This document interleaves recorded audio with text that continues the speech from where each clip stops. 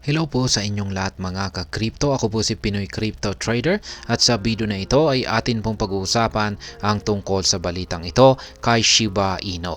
Kung saan ang sabi po rito ay market analyst says falling wedge can take Shiba Inu to 40 digits 1486.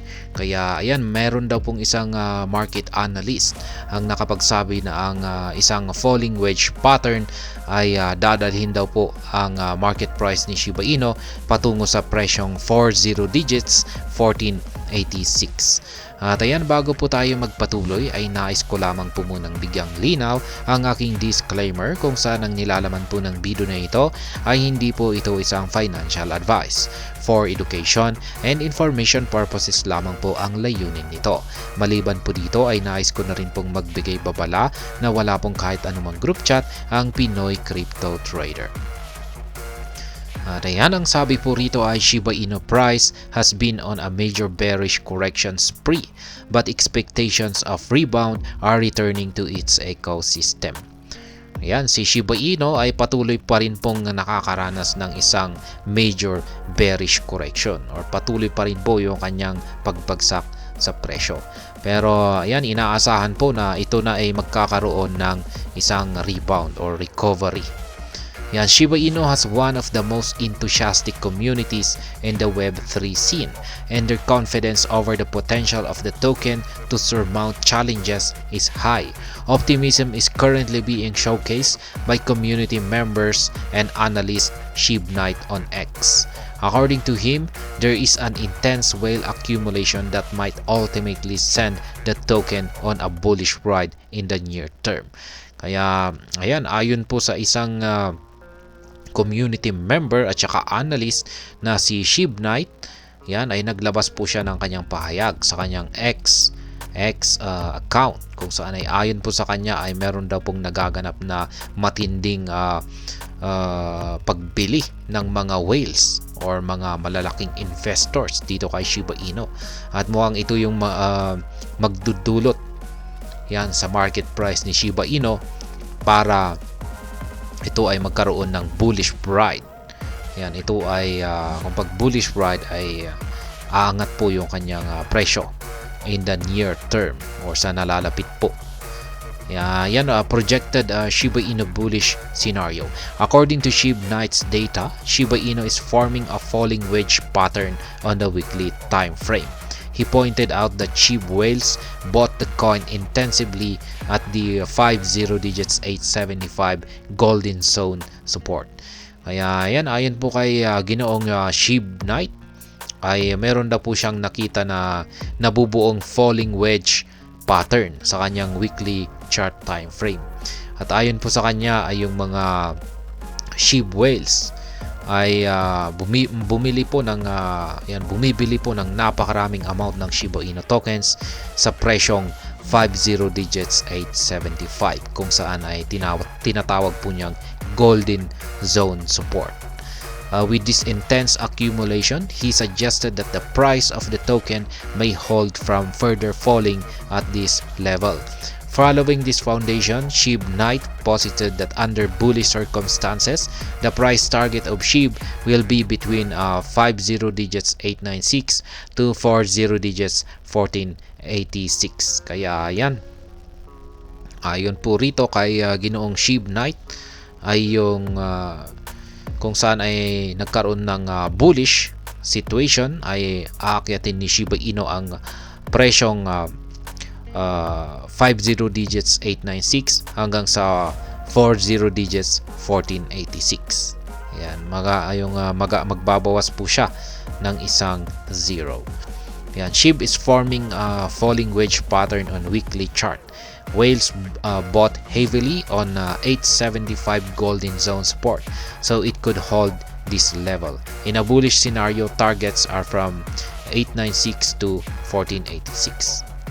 Yan po yung kanyang actual na tweet rito. Yan, nandito po yung kanyang chart. Yan, yung falling wedge pattern. Yan, nakikita po natin dito. Kaya yan, yung mga yan, ito po yung linagyan niya ng golden zone. Ayan, golden zone na support level. Ayan, yung sinasabi niya rito na 875. Ayan, yung golden zone support level niya. Ayan, mga nandito po yan. Ayan, ito. Ayan, Shiba Inu's price drawdown has seen the coin fall to a monthly low of 50 digits 846 amid intensive capital flight. At the time of writing, the price and market capitalization of the token are down by 0.83% in 24 hours to 40 digits 8853. Yan, 50 digits po dapat ito. Ayan. Kulang po ng isang zero. And $5.2 billion respectively. Kaya yan po yung kanyang market cap. Nasa $5.2 billion. Ayan. At saka yung kanyang presyo, kasalukuyang presyo ay nandito po sa 50 digits 8853. Ayan. Ang kanyang yung kanyang trading volume naman ay bagsak din po ng 22% at nasa $88.5 million. Despite this outlook, the projected price floor of 50 digits 875 as inferred by SHIB Knight might usher in brighter days ahead of the token. Broadening SHIB utility through Shibarium. The short-term price recovers of Shiba Inu are hinged on a few factors that are in full glare of observers. Building the positive sentiment that can drive prices higher depends partly on the advances on Shibarium, the protocol's layer 2 scaling solution. Kaya yan, yung patuloy po na paglago or pagtaas sa presyo ni Shiba Inu ay nakadepende po ito sa advancement or development ng Shibarium. Yan, should new projects make their way to Shibarium, it might help jerk up the demand for SHIB, which in turn might have a positive impact on the price. Shibarium burns could also help with the extensive supply problem. Kaya yan, kung pag meron daw mga bagong mga projects na nakikreate dito kay Shibarium ay makakatulong din po ito. Yan, para umangat ang presyo ni Shiba Inu or magdulot ng demand para kay SHIB. Ayan, at maliban po rito ay yung burns, yung Shibarium burns na ito ay makakatulong na rin po ito sa pagbabawas sa napakalaking supply ng Shiba Inu.